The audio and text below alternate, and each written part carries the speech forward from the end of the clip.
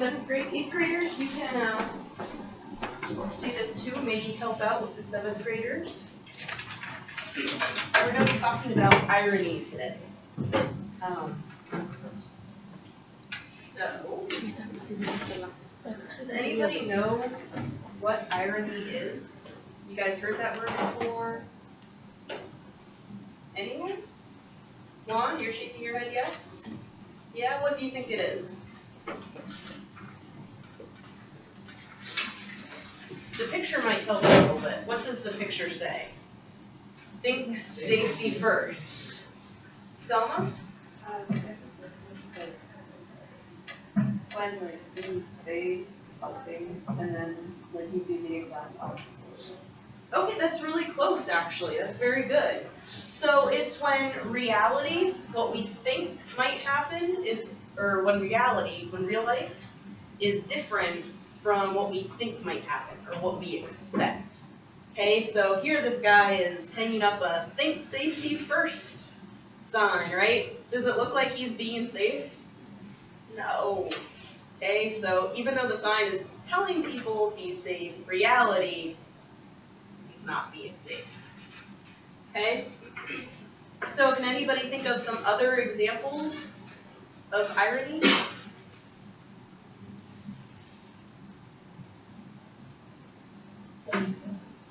The necklace? What's the example of irony in the necklace?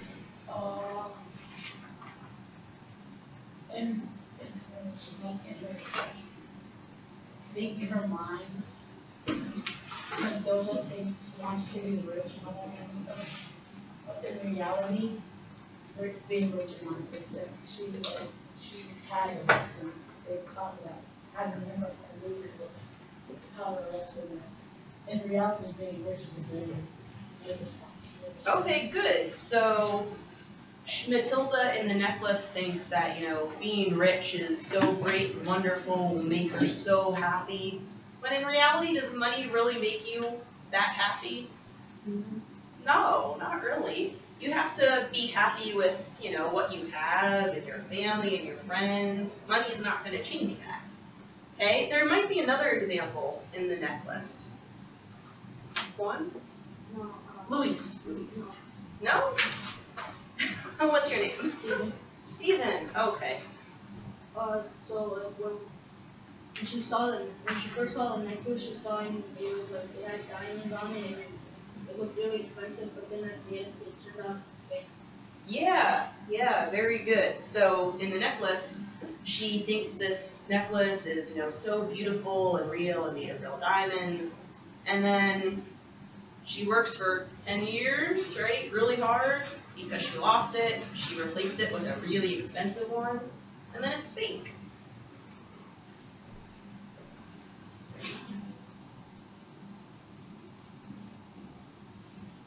Okay? So you can see that here. So, Matilda says, oh, I'm going to, borrow this really pretty necklace, and she thinks it's real, and she loses it. And then, 10 years later, she meets Madame Loisel and finds out it's fake. The whole thing, or Forrester. It was Madame Forrester who let her borrow the necklace, right? Yeah. Okay, so from irony, we're going to talk about, in World War II, the U.S. government took Japanese citizens of America, they were Japanese Americans, and they moved them to these internment camps because we were at war with Japan, right? And they thought, I don't know, that maybe these Japanese Americans had more loyalty to Japan than they did to America, so they put them all in camps so they could watch them and say, okay, we're going to make sure you don't, mess up our efforts to win the war against Japan. Okay, so we're going to look at their perspective and how it might have been ironic that we put them in these camps in the first place. Okay, so just a little bit of background information. The camps were mostly out in the west. You can see the triangles on the map here. So, all these places, one in California, Those were all the camps where we sent Japanese Americans to.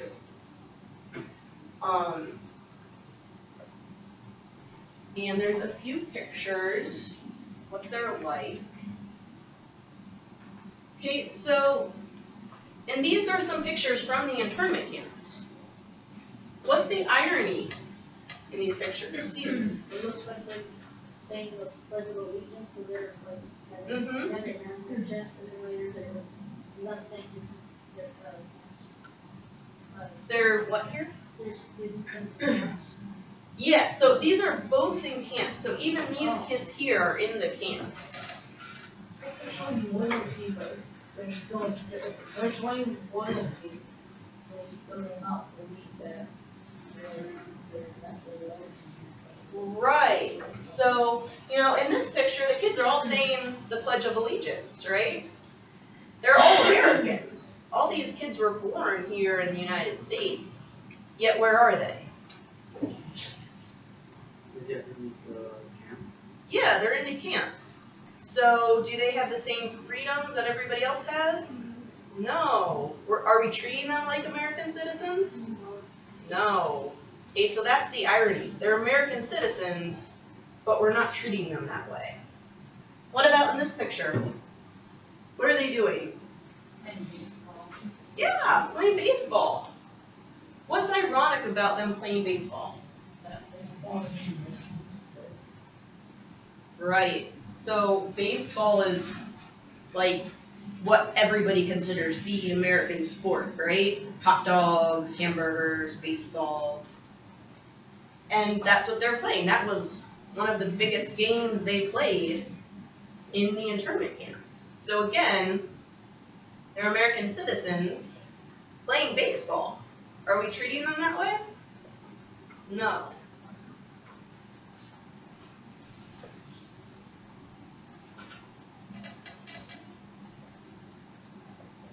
Okay, so now we're going to take a little bit of time to look at some pictures of the internment camps. So like I said in the map, they were mostly out in the west. What's the west like? What's the temperature like? Please? Or, sorry. I'm getting you guys all confused today. Mostly hot. Yeah, hot. Is it humid like it is here? No, it's very dry. So do you see many plants in that internment camp? No. Kind of boring to live there, right? There's nothing really to look at. Hey, look at this one. All those long buildings, that's where the people lived. Go ahead. looks like we had small rooms, and this that would be the curtain right there, this that would be the wall. So one person might be inside one. Yeah, yeah. So if you notice, in this other picture, these long buildings, that's where like hundreds of people live, all in that one building. Okay, does anybody ever go to like a summer camp or see movies of kids that go to summer camp? They all live in like one long building with like bunk beds and stuff. It's kind of how it was here, except instead of just kids having fun, it's a whole family, right? So how do you make that space more comfortable? You would have an extra wall, the wall sticker, and just add the same shower curtains, but I guess they didn't shower curtains. So Right. What good do anything? What was given to them? Right, so when Japanese Americans were moved to these camps, they were given a cot, which is like a little bed, blankets, and a stove. That's it. Everything else they either had to bring with them or find or make once they got here. So you were going to say something, Juan? No? Anybody else? How do you guys decorate your bedrooms? Do you guys decorate your bedrooms at all? To make them, you know, feel like home or... Yeah. Yeah, you can paint the walls. What else? Yeah, put up posters and stuff. Okay, so here people are using, you know, bed sheets to make walls. Okay, so it feels like you have a little bit of privacy.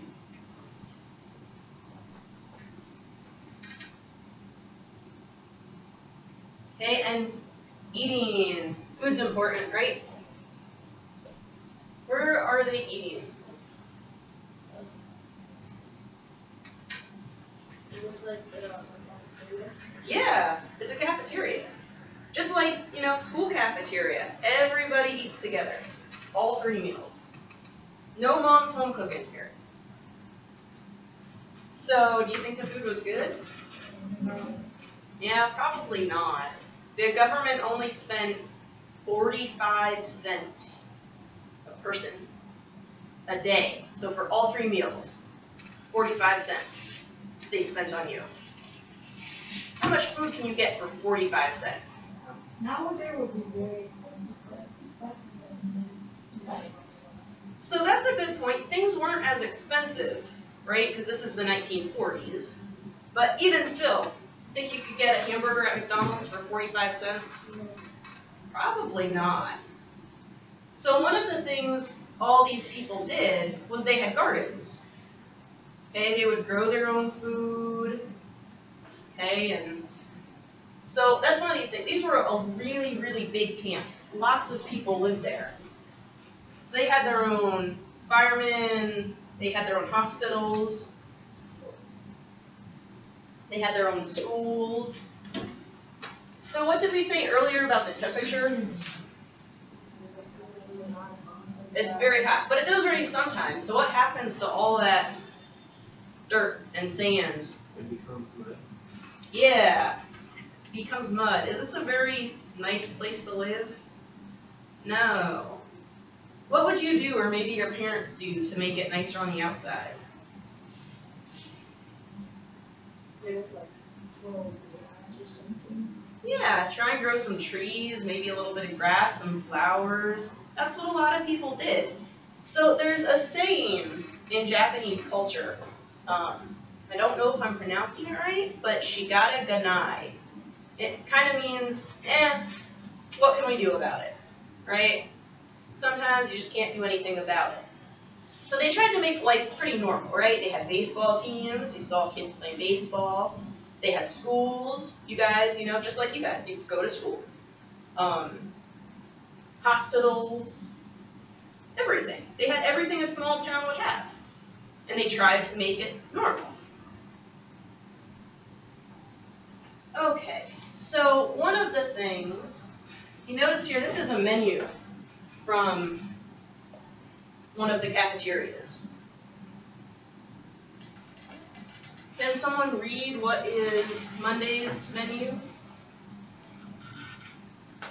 You guys can get closer if you need to. It's kind of small. Go ahead. It says for breakfast, stew, dry fruit, with salami with hot milk, French toast with spelled coconut milk. And lunch is baked macaroni and cheese, slim rice, and I don't know, rice, just Steamed rice, isokimono? I don't know if I'm pronouncing that right. It's steamed vegetable, or pickled vegetables. vegetables and boiled fresh vegetables, lettuce, salad, or bread, tea. Dinner is fresh fried fish, stewed corn, steamed rice, Pickled beets. pickled beets, and butterscotch and spice. Right, so is it all American food? Is it all Japanese food? No. No, it's a little bit of both. Why do you think that is? I think they created their own food and left the food that America was giving to them for 45 cents was some of the food that they had to eat too. Okay, so that's one idea. Who are all of the people living in the internment camps, were they all born in America? Or do you think some of them may have been born in Japan and moved here? Yeah, some, the older people, were born in Japan and moved here. Then they had children, and their children were the younger people who were born here but also had to move to the camps. So if you were born in Japan, what kind of food do you want? Right, you want Japanese food. If you were born in America, what kind of food do you think you want? Here are hot dogs, chips, hamburgers, Yeah, you want American food. So that's why their menus had a little bit of both, right? Because the old people, they wanted Japanese food. The young people wanted American food. Okay, this was actually something that people debated about a lot, right? Was food. Because it was one of the things within their control. Okay, they could kind of control that a little bit. They could tell the people who ran the camps, hey, we want this type of food or this type of food. Okay, so we're going to take a little bit of time. Volunteer, want to hand papers out? We have some stories that were written by people who lived in the internment camps. I think there's 7 stories there. I'd like you guys to read 4 of them, if you can. Okay, and you can do it in groups, you can do it individually. It's up to you.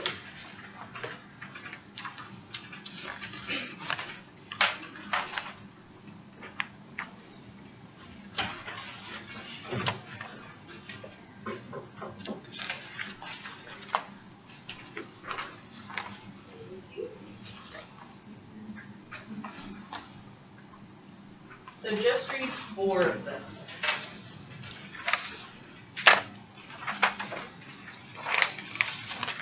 Does anybody want some pencils or anything to take notes or write some ideas down while they read?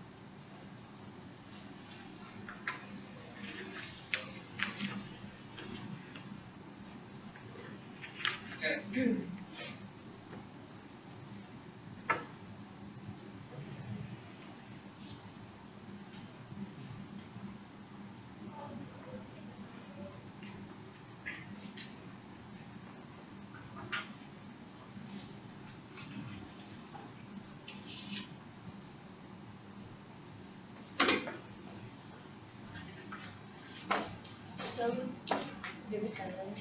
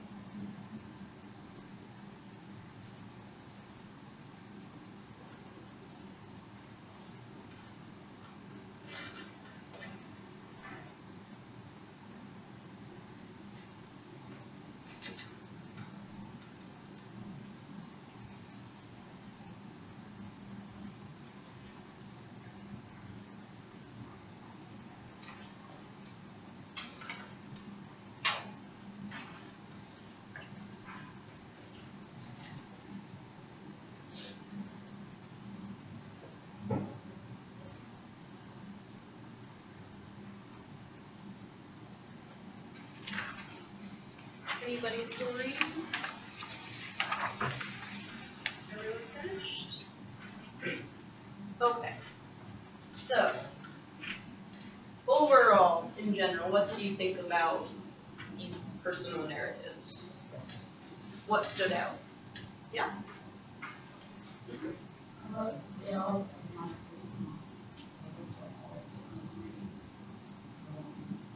family or something they had. Okay, yeah, so they were all taken away from home. Some got separated from family members, from friends. Anything else stand out? Selma? We talked a lot about their surroundings, and some of them were talking about how they were trying to get together, for the one about the kids. Mm-hmm. They were decorating the first night of Christmas. Yeah. So the older kids were trying to make the cafeteria, the mess hall, look like Christmas for the younger kids. Because they see there with other people. They understand how, what in terms of their experiences in the hospital, they want us to, I guess, the Christmas actually times. Yeah. So Christmas is supposed to be a fun time. So that's what they were trying to do. Still make it, a little bit fun. So even, again, when maybe you don't have control over your life, even in an internment camp, you can try and make things normal and try and make it as good as it can be. Anything else? Who read story 1? Can you summarize it for us? Or Stephen, can you summarize it for us? We want to talk about this, little kid, and who, her dad went to prison, so her mom usually to the president, and she, asked the president if he could send the dad back because, when she's small, she can't really help her dad out in the farm. And then later when they took them to camp, they separated, little girl with the sister and mom. So she said that she spent all day with the mom and sister. At the end came down with she. Right. So this is a case of some young kid having to maybe act more like an adult because she's separated, her father's gone. Okay, so who's doing the farming now? That the father's gone. Yeah. This kid has to. And what about story 2? Who read story 2? Selma?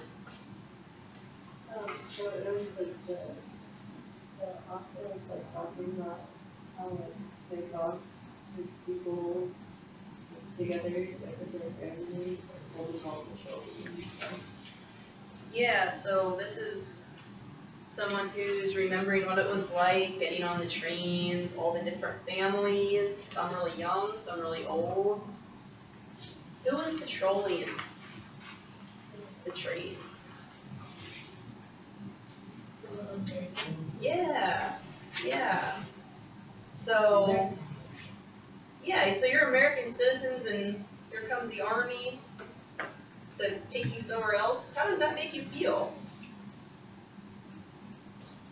Your army, this is our army. And they're coming in and saying, no, you must leave, and, going back and forth on the train car, watching you, making sure you're behaving. How does it make you feel?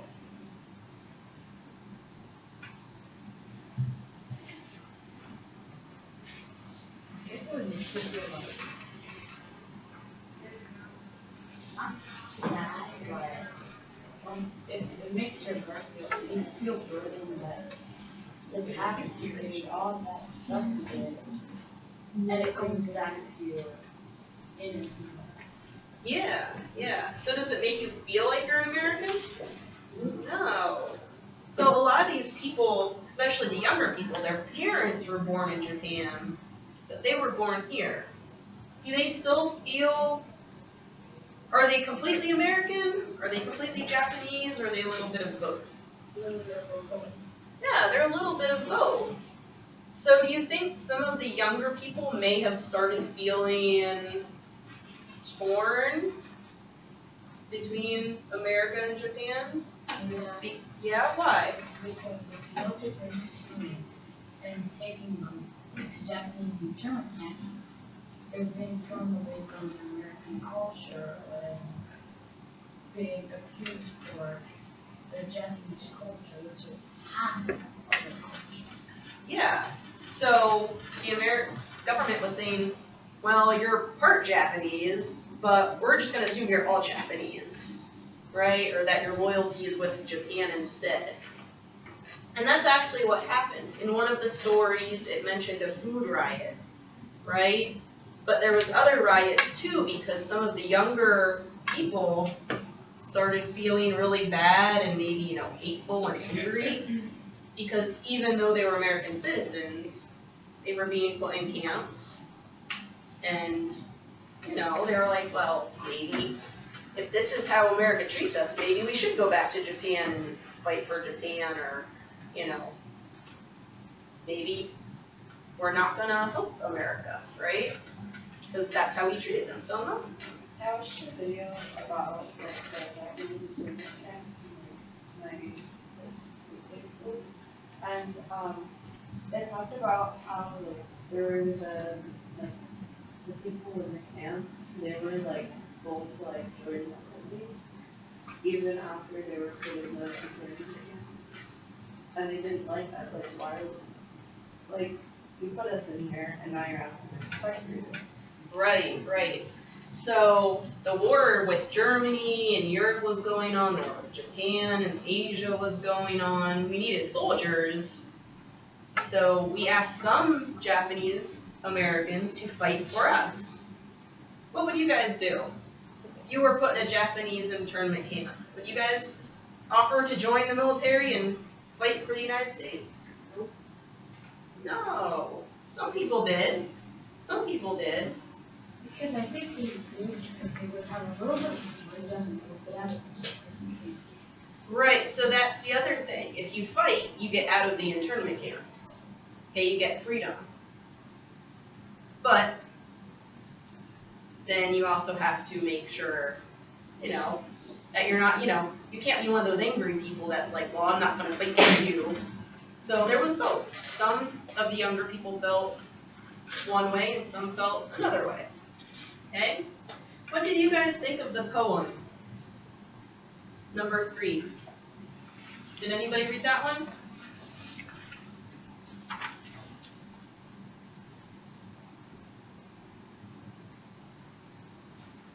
I did.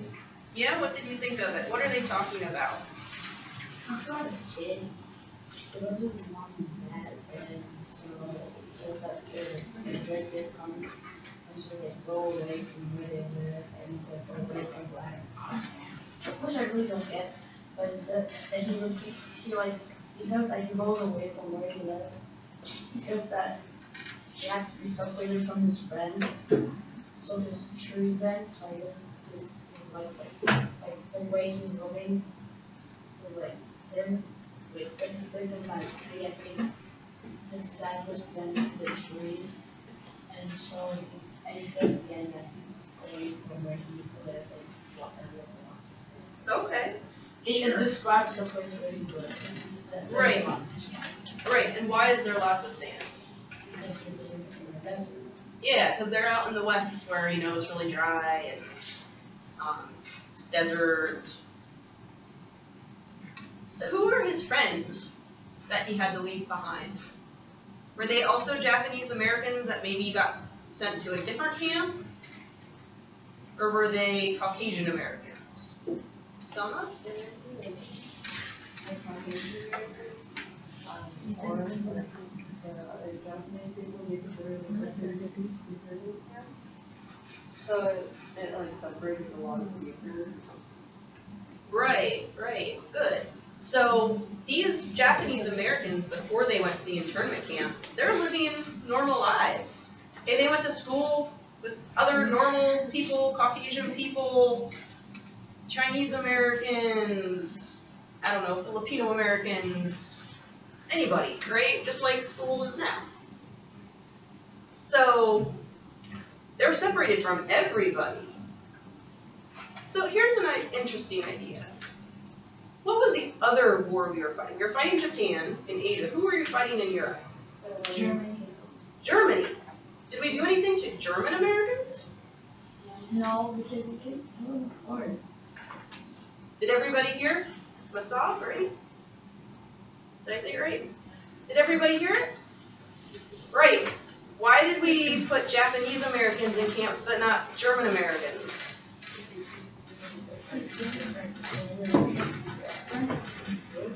So you can't tell them apart. Because The German people are afraid that they spoke German, so you don't know how you can't just say, oh, you spoke German, you can't put it on German camps, because you don't know the Germans. It would be very hard for you to see if it's German.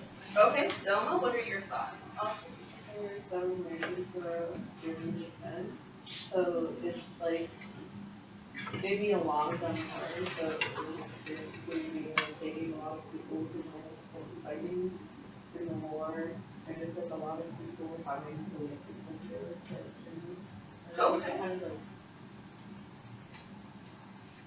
that's like kind of like a path to freedom. Okay, so you're saying some German American families may have been here, the generations may have been here a lot longer? So where do you cut off? Like, do you take the whole family because they're German, even though they might have been here from 1775? Or do you take them because their family moved here in 1925? Is that what you're saying? Yeah. Okay, so yeah, unfortunately, Japanese Americans were targeted because they looked different. Okay, German Americans, can you tell them from Portuguese Americans or Spanish Americans or Irish Americans? Right, it's harder to tell. So unfortunately, they weren't sent to camps. And believe it or not, before we got in the war with Germany, there were people who thought Hitler was cool. People in the United States, not all of them German Americans, but there were some people in the United States before he got like really super crazy and started, concentration camps and stuff. There were some people in the United States that thought, hey, maybe he has some good ideas. But then we got in the war and all those people changed their mind. Okay. All right, what does story 4 talk about? What stood out with story 4? How about someone? It was talking about like their daily life, but then at the end it started talking, like the author said like trying to defeat the system of them having to be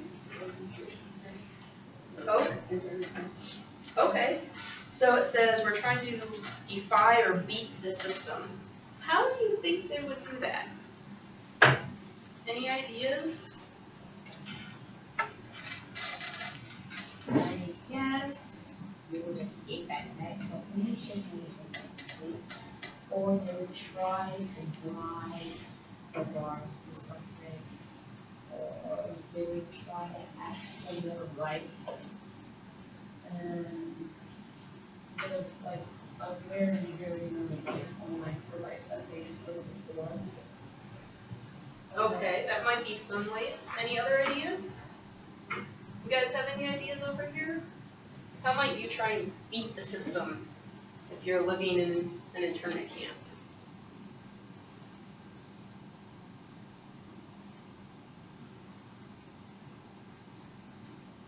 No? No ideas?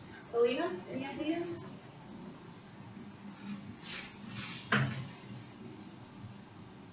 No? What do you guys do, like, if your parents say, you're grounded, go to your room?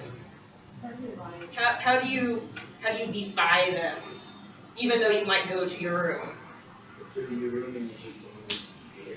Okay, so you use your phone or computer in your room. What else? Anything else? You're right, I guess, but not now. Because you can't, I mean, there's, policemen around, there's military guards guarding the camp, so it's not like you have guns or anything and can go, no, this isn't right, let us out. But, You would work it out. That proves that you know what you want. okay, so you're saying, you might say, hey, I'm a perfect American citizen even though, my family's from Japan. And there were some cases like that. There were cases where if you graduated high school, they would let you go to college outside of the camp.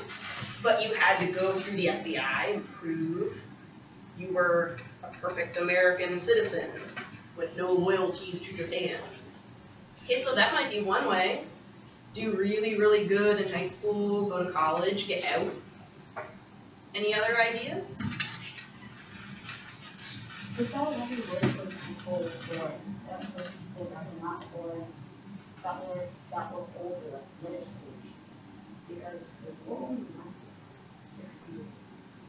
Okay, so, but even in 6 years, how many people can graduate in 6 years? A lot. Yeah, pretty many. Pretty many. So, Juan brought up the point of, you go to your room and you text or go on your computer. How would you do that in an internment camp? Like they build baseball fields and schools and stuff. Yeah, so that's one way. So it's kind of like you're defying them by making the best of the situation. Like you're not going to put us down or, make us feel like we're second-class citizens. We're going to keep doing the things that Americans do. Plays baseball, go to school, graduate.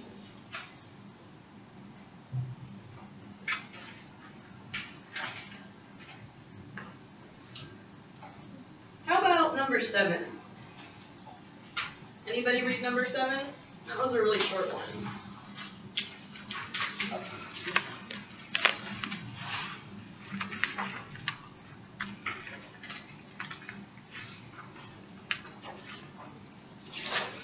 Go ahead. It talks about how American government sends democracy, but the guy who wrote it, I think is saying that it's really not if it was really democracy, it would be Right, so this is what we talked about earlier. You guys think the author of number 7 is one of the people who would leave the internment camp to go fight for the United States, or not? Juan shaking his head no. No? What do you think he would feel? Do you think he feels like an American citizen, or do you think he might feel out? a Japanese person is not really American because he is American. Though American government is a democracy, it's still that they're a dictatorship government because they're putting them in jail just because of another. Right. So he's saying this is one of the people that might feel like because America's treating them so badly, maybe Japan is better, even though it's a dictatorship. Right? Okay. So, let's, where'd my other paper go? Where did it go?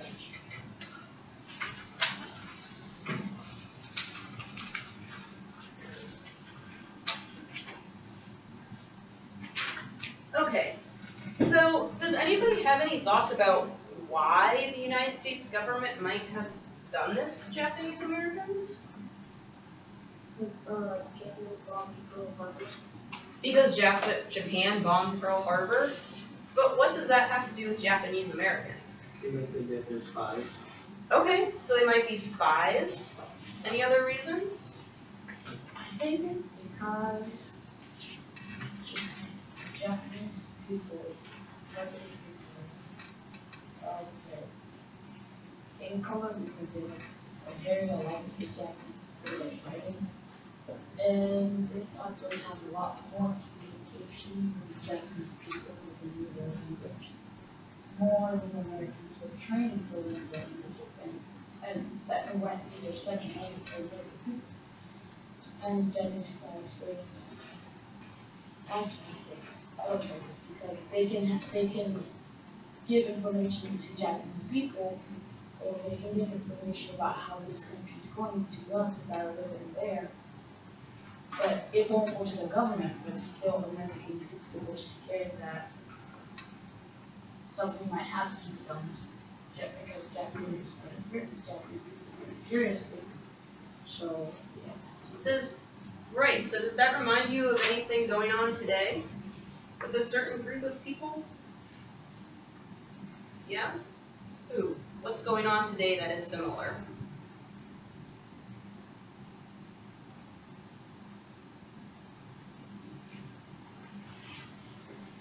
They're fighting in the Middle East. Yeah, the fighting in the Middle East, right? So and Middle Eastern people, they look a little bit different. So again, anytime someone looks a little bit different, unfortunately, they just get grouped in this whole big thing. Oh, everybody's bad, even though you're an American citizen. Okay, so, do we have paper?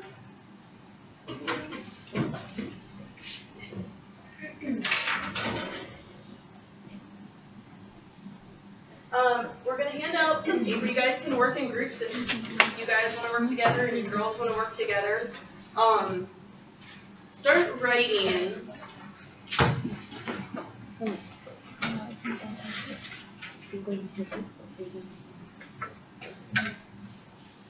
Okay, so either pretend you're a Japanese American or the U.S. government. Okay, I want you to write a story from the perspective.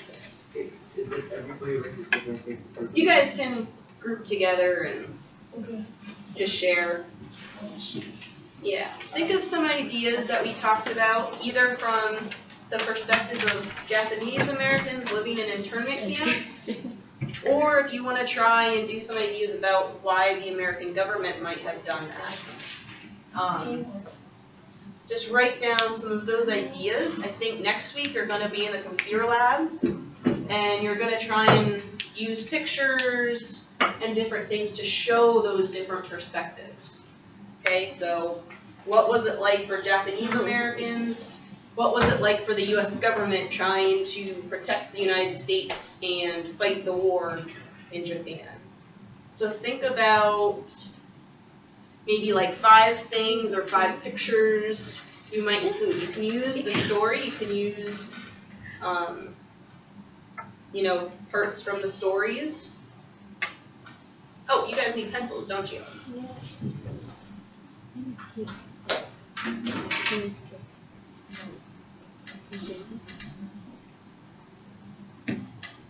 Everybody understand what you're doing? Yeah, girls understand? Yes? Okay. Are we supposed to write like ideas for? Yeah. Can we have words in it? Can we have text? Both. And we're doing this as a group now. You might be doing it individually next week. So, write down any ideas. Next week you can use, ones you thought of as a group or ones you thought of individually. They don't all have to be the same. Okay. Who's going to be the writer?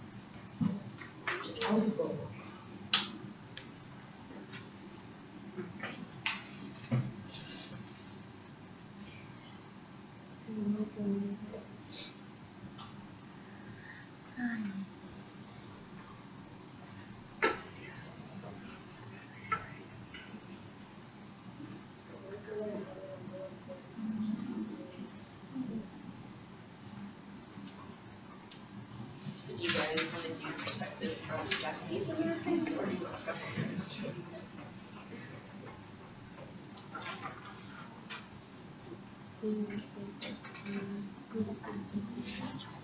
Okay, so think of some examples that you could show or write to show what it would be like for them. Think of what it was like when we did things.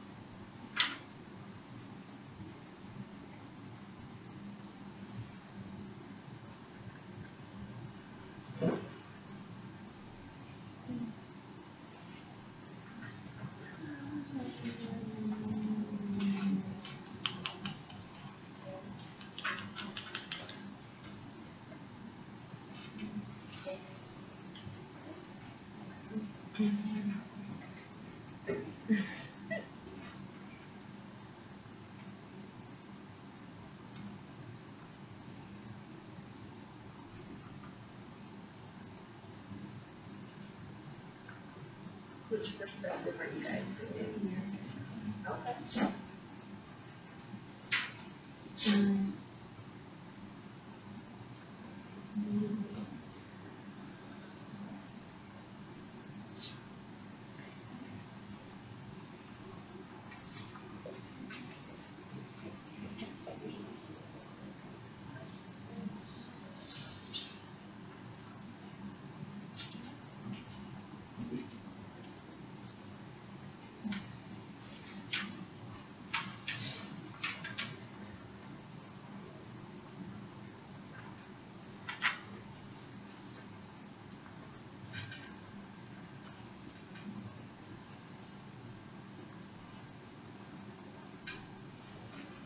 About 2 more minutes.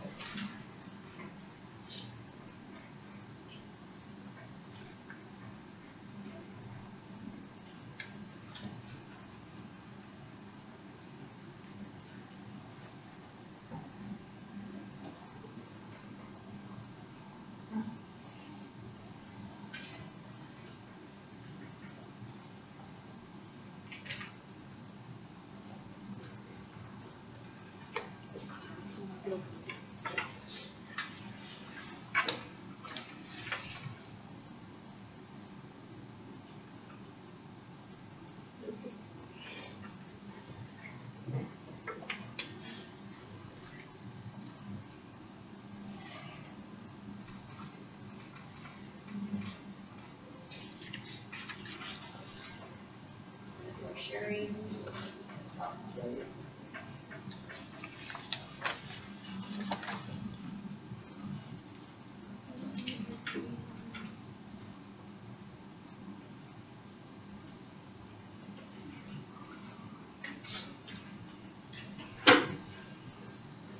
Okay, if you want to hand in those papers, we'll keep them for next week. Yeah, go ahead and put them in one of your folders and you guys can share them again next week. Then you guys can go down for break.